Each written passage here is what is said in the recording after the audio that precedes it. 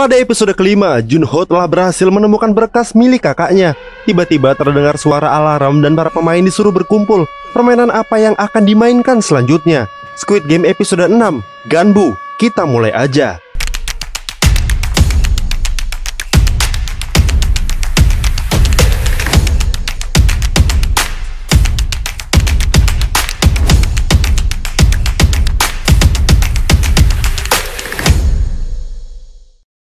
Diceritakan para pemain telah berkumpul di tengah-tengah. Mereka akan bersiap bertanding di permainan selanjutnya. Melihat celana si kakek yang basah, Gi-hun langsung memberikan jaketnya kepada si kakek. Tak lama terdengar pengumuman yang menyuruh para pemain untuk mengikuti para penjaga. Tiba-tiba mereka terkejut dan terdiam.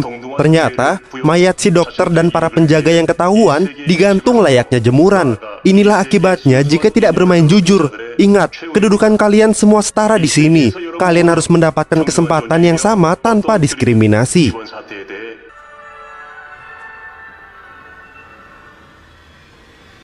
Di sisi lain, Junho langsung mengambil bukti-bukti yang sudah ia dapatkan.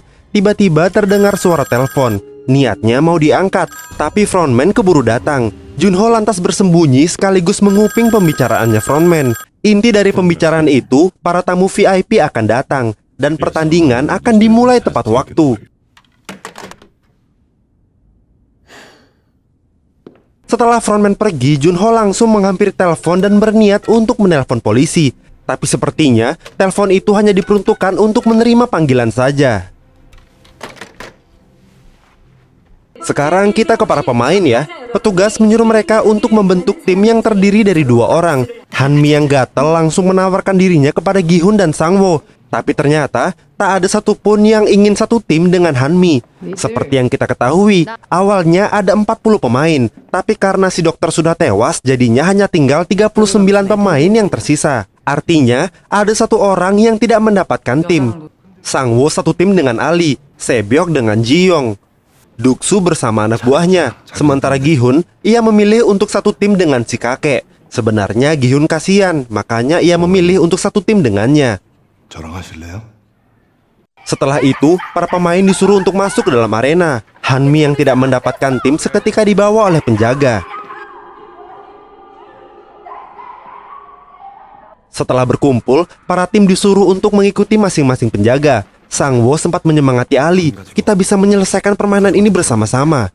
Sementara itu, si kakek dan Gi-hun malah terlihat bahagia. Pasalnya, arena permainan kali ini mengingatkan masa kecil mereka. Karena rumah zaman dulu itu ngomplek-ngomplek kayak gini ya. Setelah sampai, si penjaga langsung memberikan bungkusan berisi 10 kelereng. Si kakek lalu berkata kalau ia sering memainkan kelereng saat ia kecil dulu. Gi-hun juga terlihat lega. Akhirnya mereka tidak harus menggunakan tenaga untuk bermain. Gi-hun berkata kalau ia juga sangat jago memainkan kelereng. Si kakek lalu mengajak Gi-hun untuk membuat suatu perjanjian dan menjadi ganbu. Gi-hun terlihat bingung, ganbu itu apaan? Si kakek seketika kesal, katanya kau sering main kelereng, tapi ganbu aja nggak tahu. Ganbu itu artinya teman sepermainan yang sama sekali tidak perhitungan untuk berbagi kelereng bersama. Gi-hun akhirnya paham dan menyetujui perjanjian itu. Ternyata guys, mereka bukanlah melawan tim yang lain, tapi mereka harus bersaing dengan pasangan masing-masing. Pemain yang berhasil mendapatkan 10 kelereng milik pasangan adalah pemenangnya. Seketika raut wajah mereka semua berubah. Mereka tidak percaya. Untuk menang mereka harus membunuh teman sendiri. Karena waktu permainan 30 menit, Sebyok dan Ji-young memilih untuk bermain di menit-menit terakhir. Mereka akan langsung mempertaruhkan semua kelereng yang mereka punya. Dan sekarang mereka memilih untuk saling ngobrol dan curhat saja. Di sisi lain, Ali memiliki perasaan yang gak enak dengan Sang-woo. Tapi mau gak mau nih, mereka harus memainkan permainan itu. Sementara itu, Gi-hun terlihat panik. Gimana enggak, tiba-tiba si kakek jadi pikun dan malah asik mencari rumahnya. Si kakek juga menolak untuk bermain. Ia berkata, gak mau, kau pikir aku anak kecil. Nih, bingung kan? Kita ke Duksu dan temannya dulu ya. Di sini terlihat Dewi Fortuna tidak berpihak kepada Duksu. Ia berkali-kali kalah melawan timnya. Hingga akhirnya kelereng Duksu hanya tersisa 5 lagi. Ia langsung meminta untuk mengganti permainannya. Awalnya temannya ini menolak karena ia sudah di atas angin sekarang. Tapi karena Duksu memaksa, ya akhirnya dituruti. Sekarang, siapa yang bisa memasukkan kelereng ke dalam lubang, ia boleh mengambil semua kelereng yang ada di atas tanah.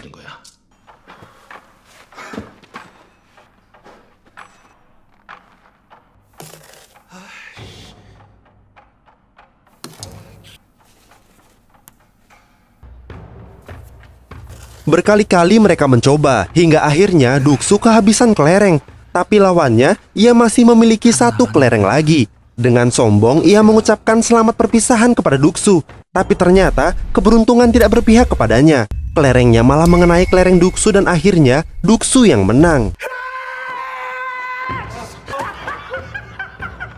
Si pemain langsung berlari tak tentu arah. Tapi itu tidak bertahan lama. Ia langsung ditembak hingga tewas. Kita ke Sebyok dengan Jiyong ya. Jiyong bertanya, "Kau di sini sama siapa dan di mana orang tuamu?" Sebyok menjawab kalau ia hanya tinggal bersama adiknya saja. Tapi sekarang adiknya berada di panti asuhan. Sementara ayahnya tertangkap dan ditembak mati ketika mau menyeberang sungai. Dan ibunya tertangkap di Tiongkok dan dipulangkan lagi ke Korea Utara. Jiyong kembali bertanya, "Apa kau pernah melihat orang lain mati di depanmu?" Sebyok menjawab kalau dulu saat masih kecil, ada wabah penyakit di desanya dan orang-orang mati setiap hari, termasuk kakek, nenek, dan kakaknya juga. Sebyok lantas balik bertanya, "Apakah kamu pernah melihat orang lain mati di depanmu?" Jiyong berkata kalau mayat pertama yang ia lihat adalah mayat ibunya. Dan di sebelah mayat ibunya, ada seorang pria yang ia panggil ayah sedang memegang sebuah pisau. Mayat selanjutnya yang ia lihat adalah mayat ayahnya. Dan yang berdiri di sampingnya sambil memegang pisau adalah Jiyong sendiri. Ayahnya Jiyong adalah seorang pendeta, tapi kerjaannya mukulin istri dan mencabuli Jiyong sedari kecil. Saat Jiyong keluar dari penjara, tiba-tiba ada seseorang yang menghampirinya dan memberikan sebuah kartu nama. Ya pastinya kartu nama untuk masuk ke dalam permainan ini ya guys. Jiyong memilih masuk ke sini karena dia tidak mempunyai tujuan yang jelas. Dia bahkan tidak tahu apa yang akan ia lakukan setelah keluar dari sini.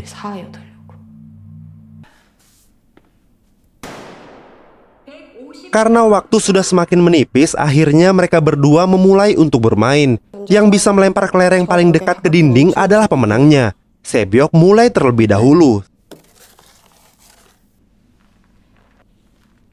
Sekarang giliran Jiyong, tapi ternyata ia malah menjatuhkan kelerengnya tepat di depannya.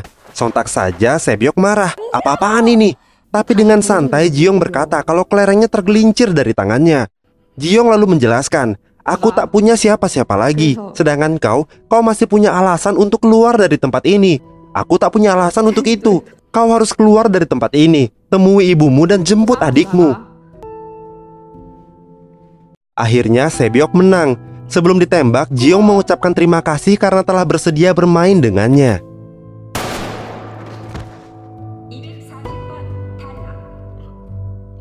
Di sisi lain terlihat Sangwo dan Ali yang sedang memainkan permainan tebak-tebakan, tebak ganjil atau tebak genap.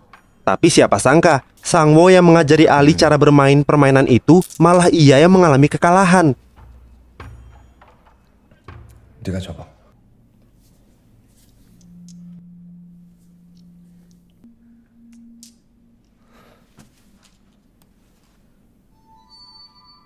Tiba-tiba Sangwo emosi dan menuduh Ali mencurangi permainan itu. Peluang permainan ini 50-50, tapi kenapa semua tebakan Ali benar? Karena Sangwo memulai keributan, sontak saja si penjaga langsung menodongkan pistolnya. Sangwo langsung ciu dan bersimpuh meminta maaf kepada Ali. Pikirannya kacau. Jika ia mati di sini, maka semua keluarganya akan mati juga. Tapi ya mau gimana lagi, Ali juga memiliki keluarga. Bahkan putranya saja masih bayi. Sangwo lantas mengungkit kebaikan yang sudah ia lakukan. Mulai dari memberikan Ali ongkos pulang, terus menyelamatkannya saat permainan tarik tambang. Sangwo juga mengingatkan Ali kalau mereka sudah berjanji untuk keluar dari sini bersama-sama. Sangwo lantas memohon untuk diberikan satu kesempatan. Ali yang tidak tega lalu bertanya, "Apa rencanamu?" Sangwo menerangkan, "Menurutku, ada beberapa tim yang tidak bisa menentukan pemenang. Ingat peraturan permainan ini, dinyatakan menang apabila berhasil mendapatkan 10 kelereng lawan dalam 30 menit. Coba pikir, dalam permainan ini pasti ada yang menang terus kalah lagi. Dan pasti di saat waktunya habis, ada yang belum mendapatkan semua kelereng milik lawannya. Artinya pasti ada tim yang tak memiliki pemenang. Apa yang akan terjadi? Apa mereka semua akan dieliminasi? Itu tidak masuk akal. Pemenangnya kan belum ditentukan.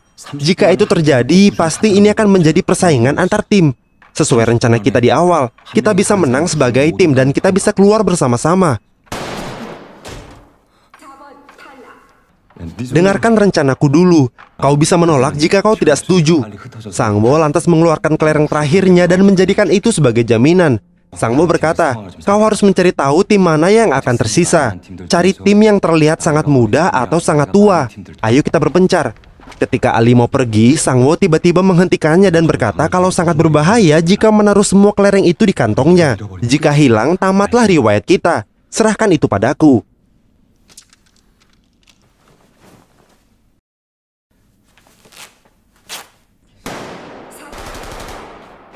Ia lantas memasukkan kelereng itu ke dalam kantung baju yang ia buat dan menaruhnya di leher Ali. Ia berkata, kita bertemu lagi setelah 3 menit. Ali yang polos langsung pergi dan melihat tim yang lain. Ia mulai menghitung, ada berapa orang yang masih muda dan orang yang sudah tua. Tapi di sisi lain, Sangwo tiba-tiba mengambil baju dan ternyata semua kelereng itu ada di sana. Ia lantas menghampiri penjaga dan menyerahkan kelereng itu. Tak lama, Ali telah selesai menghitung semua pemain. Ia lantas kembali ke tempat awal. Alangkah kagetnya Ali, ternyata Sangwo tidak ada di sana. Ali langsung membuka bungkusan itu dan ternyata kelerengnya telah ditukar dengan batu. Dan disinilah Ali menerima kematiannya. Di sisi lain, Gyun masih mencoba untuk merayu si kakek. Tapi si kakek malah sibuk mencari rumahnya. Hingga akhirnya Gyun naik darah dan mulai berteriak. Karena takut, si kakek akhirnya bersedia untuk bermain dengan Gi-hun. Mereka bermain tebak ganjil atau genap.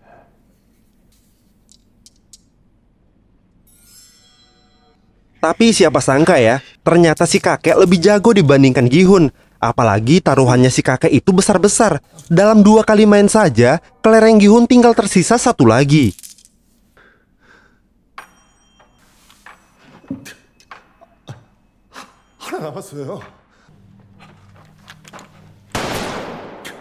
Hingga akhirnya giliran Gi-hun yang menebak. Awalnya Gi-hun menebak angka genap, tapi karena ragu, ia malah menggantinya dengan angka ganjil. Dan ternyata angka genaplah yang benar. Emang lagi beruntung atau gimana ya? Si kakek tiba-tiba lupa Gi-hun ini bilang genap atau ganjil. Dengan terpaksa Gi-hun menjawab genap. Nah, dengan cara inilah Gi-hun mulai memperdaya si kakek. Sebenarnya tebakan si kakek itu sudah benar, ganjil. Tapi Gi-hun berkata kalau si kakek nebaknya genap.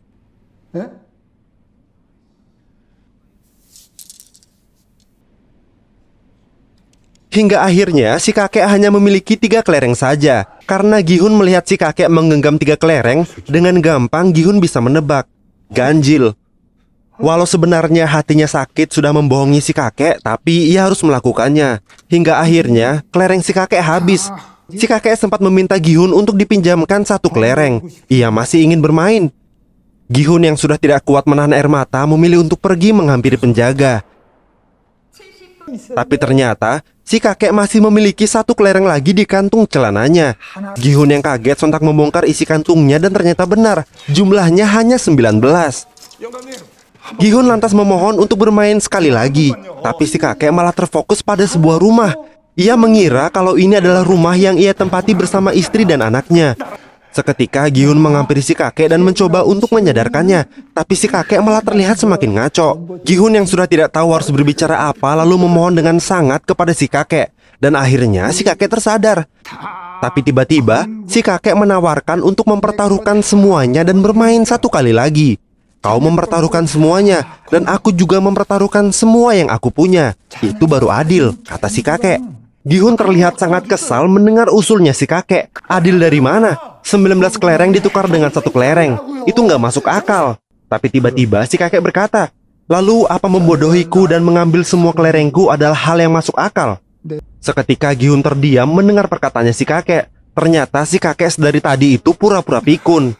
Tapi ternyata si kakek malah memberikan kelereng terakhirnya kepada Gi-hun. Si kakek berkata, ingat, kita adalah Ganbu. Apa kau sudah lupa? Kita kan sudah buat janji. Gi-hun seketika menangis mendengar perkataannya si kakek. Tak lupa, si kakek juga berterima kasih kepada Gi-hun. Berkat Gi-hun, si kakek akhirnya bisa bersenang-senang sebelum kematiannya.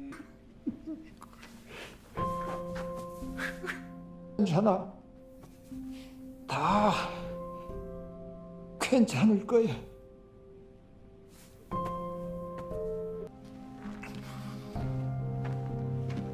Sebelum pergi, si kakek berkata kalau ia mengingat namanya. Namanya adalah Ilnam.